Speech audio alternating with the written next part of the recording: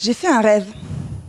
Le rêve d'un monde où les terres ne seraient plus polluées, où l'océan serait lavé de ses déchets et où il ferait bon se balader et respirer de l'air pur. Je vous sens sceptique. Vous me trouvez utopiste? Laissez-moi vous prouver que ce monde est possible. Car des solutions existent, notamment en termes d'énergie. Vous avez sûrement remarqué que les énergies renouvelables s'imposent de plus en plus dans notre environnement. Eh bien, c'est la conséquence d'une volonté collective mise en place par l'Union européenne de satisfaire 20% de ses besoins par les énergies renouvelables d'ici 2020. Parmi ces énergies renouvelables, vous avez sûrement entendu parler de l'éolien ou de l'hydraulique, par exemple. Mais moi, l'énergie qui m'a toujours le plus intéressée, c'est l'énergie solaire. À partir du soleil, on crée de l'électricité grâce à des panneaux photovoltaïques.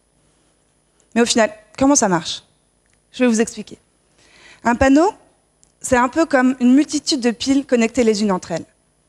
Et vous le savez déjà, une pile, c'est constitué d'un pôle positif et d'un pôle négatif. Et pour relier deux piles entre elles, il faut relier le pôle positif d'une pile au pôle négatif de la seconde pile. Eh bien, dans mon laboratoire, ces piles, on les fabrique un peu comme on ferait un jeu de construction. Ce sont des empilements de couches minces de matériaux les unes sur les autres, dont l'épaisseur totale est inférieure à l'épaisseur d'un cheveu. Et parmi ces matériaux, l'un d'eux joue le rôle du pôle positif et l'autre va jouer le rôle du pôle négatif. Alors si on revient à mon jeu de construction, la brique rouge, par exemple, pourrait représenter le pôle positif de ma pile et la brique bleue pourrait représenter le pôle négatif. Ainsi, si je voulais relier mes deux constructions ensemble, j'aurais besoin de relier la brique rouge de ma première construction à la brique bleue de ma deuxième, tout simplement. Enfin, simple, non, pas tellement. Car il y a un problème avec ce procédé.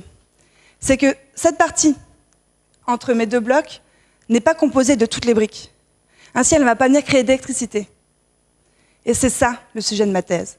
Mon but est de réduire au maximum cette partie afin d'optimiser la surface de mon panneau et d'augmenter sa productivité électrique.